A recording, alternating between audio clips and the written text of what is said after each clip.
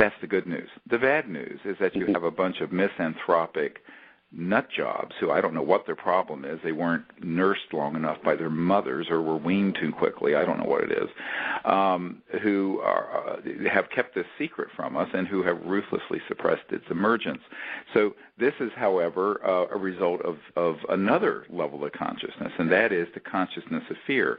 And what I have found with scientists and physicists and government people is that they're afraid to step into the buzzsaw, as Gore Vidal, in the book Into the Buzzsaw that Gore Vidal wrote the preface for, of controversy on this issue because the issue has been pigeonholed into something ridiculous or ridiculed, but also because they're very powerful interests. You're stepping on their toes. You're stepping on the toes of the big multi-hundred trillion dollar oil, gas, and coal interests. But this speaks to then why. Why hasn't the public stood up to this? And ultimately, I was recently reading in the New Republic a very interesting article written by someone reflecting on how people give their power to tyranny.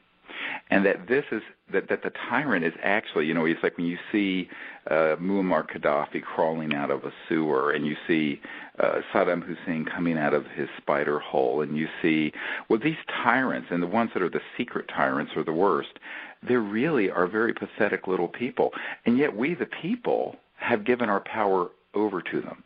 And so we have to take that power back. And not in a bloody revolution. We just have to say, enough of this. You nut jobs, stand down, and we're going to bring out the truth about our future, the truth about science and technologies that have been hidden and forbidden, the truth about the fact that we are in an entirely new era, but we've been retarded 100 years off our evolutionary path because of silliness, greed, fear, acquisition of enormous amounts of centralized power. And these are all things that are in turmoil right now. And of course, the reason we're facing an economic implosion is because the world the entire financial system is built on a house of cards. It's also about to implode, and everyone knows it. So this is all because of the reflection of not only people who have been in leadership position, but the people willfully being either ignorant or apathetic. And so I see this period right now as a call to action, a call to enlightened action that has to be driven by a consciousness that is based in the Vedic concept of universal mind, of the samadhi state. Because you cannot bring this sort of information out into a level of consciousness that would then take it and flip it right back into a weapon to create more wars.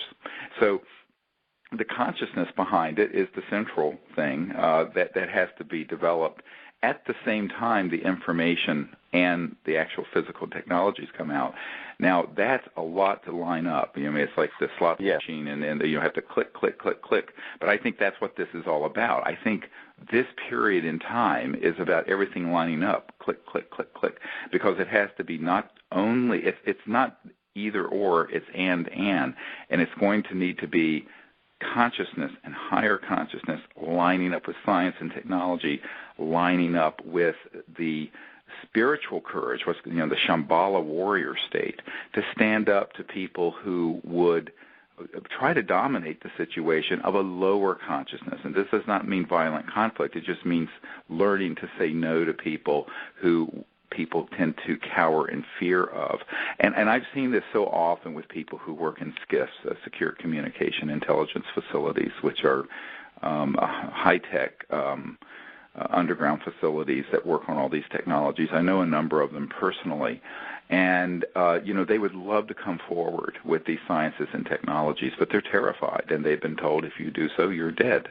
So there's an element here where we have to come together as a people, learn about these issues, and stand up to the schoolyard bullies, because ultimately these bullies will stand down when we stand up. So, right. And this is a dynamic which is lost on a lot of people who want to sit around and sing Kumbaya, which is great, but the Kumbaya has to be followed by some sort of dynamic action that actually results in helping the people of the world, the innocent people of the world. The average person on planet Earth just wants to live a peaceful life, and be able to feed their children and be educated and have a good and joyful life on this planet. However, the thing that we have to accept is that the level of consciousness of the planet is the first thing that has to be potentiated. Now, what I hope from this transformative, this juggernaut of interest around the Mayan calendar is there'll be a new sort of energizing of the focus on the development of higher states of consciousness, which must serve as the foundation for the guiding principles of a new civilization. And this new civilization is going to be more different from today than we are from the ancient Mayans, and that can happen in 20 years. I agree. I think that it could happen in a short time frame. I think there's kind of two classifications of guests and people that we're going to have on the show, and one of them are people who actually believe that the Earth is transitioning with the solar system through a part of the galaxy that's going to spontaneously cause a shift in consciousness, and the other half of the people just really expect that, hey, if we can start to reveal the truth to people and people can finally accept it, then that's all it's going to take, because if enough people do stand up to the bullies and say, we're not going to take this anymore. I mean, I used to work in the 70s for one of the big auto manufacturers, and we were getting our cars to run, V8 engines at 70, 80 miles per gallon back then, but we weren't allowed to get that onto an assembly line ever. And we know why. We were told what to tell the press or people if they actually found out, and we know, why. It's the big multi-trillion-dollar oil business that you mentioned. They have a lot of control. But if people knew that for the past 40 years they've been paying this hidden tax to the tune of that could have ended poverty, for crying out loud, or 26% of the children in America are actually undernourished. They're hungry. They go to bed hungry. That's a tragedy. Sure, so I did. I was one of those children when I was growing up. I absolutely remember.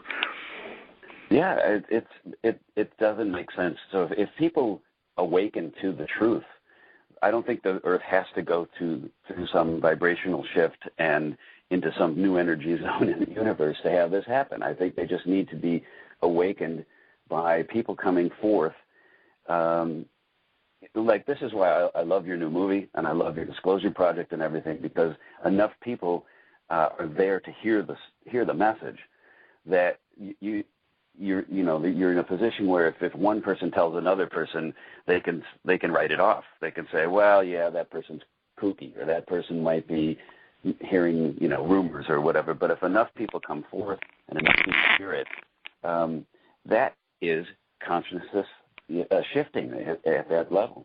Right. I recently had a medical doctor and also a scientist approach us, my wife and me, in the last year and said, look, we had no idea any of this could be true, but we stumbled across the National Press Club event that we did over a decade ago, and then these DVDs that we have of these top secret guys talking, and where there's smoke, there's fire.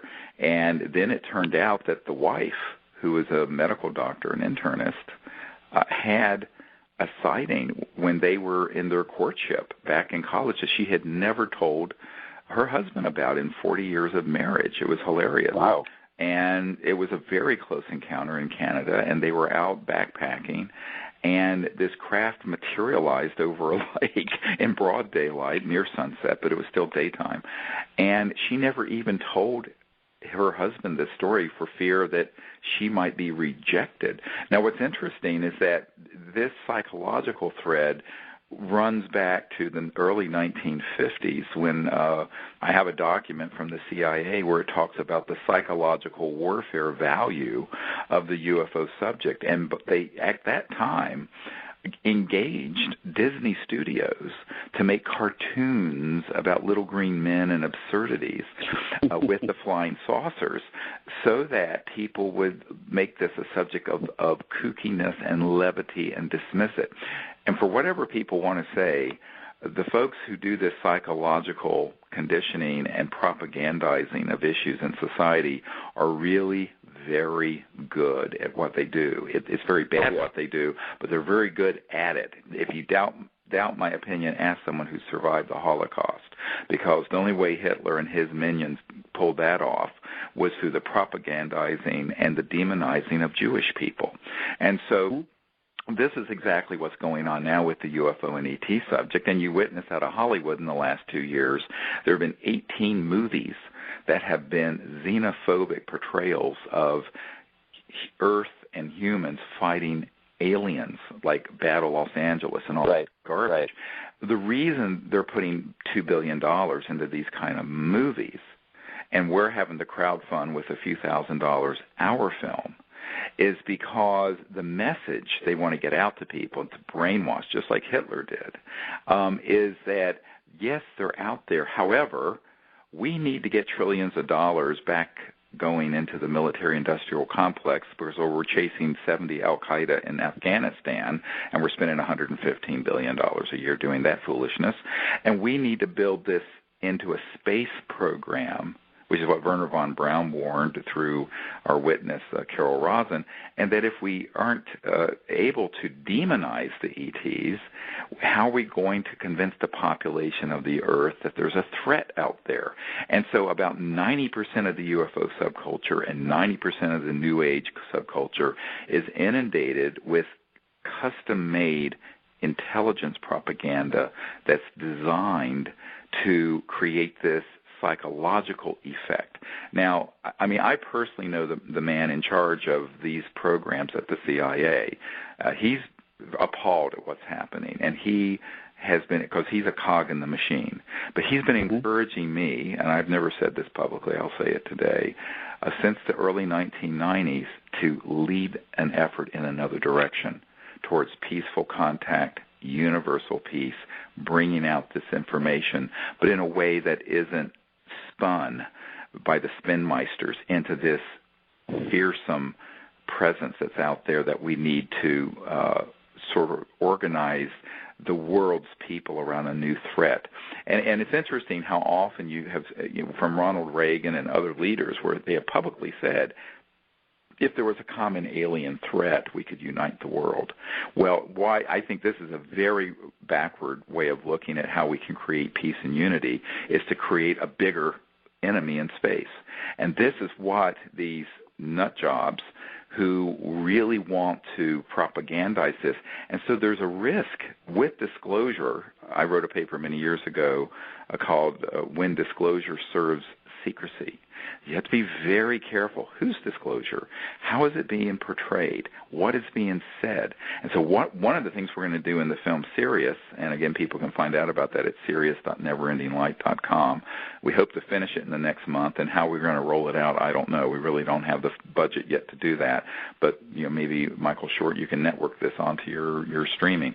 But what we need to be able to do is convince people that there is actually no reason to be afraid of anything going into the future except humans manipulating each other back into this dark corner of war, which I want to tell you a little interesting story, since you're involved with the UN, and I don't know how much you're involved, Michael, with the Office of the Secretary General and folks like that. But back some years ago, there was a UN Secretary General named Boutros Ghali, and he's Egyptian, by the way. And I don't know if you knew him or not, and his wife.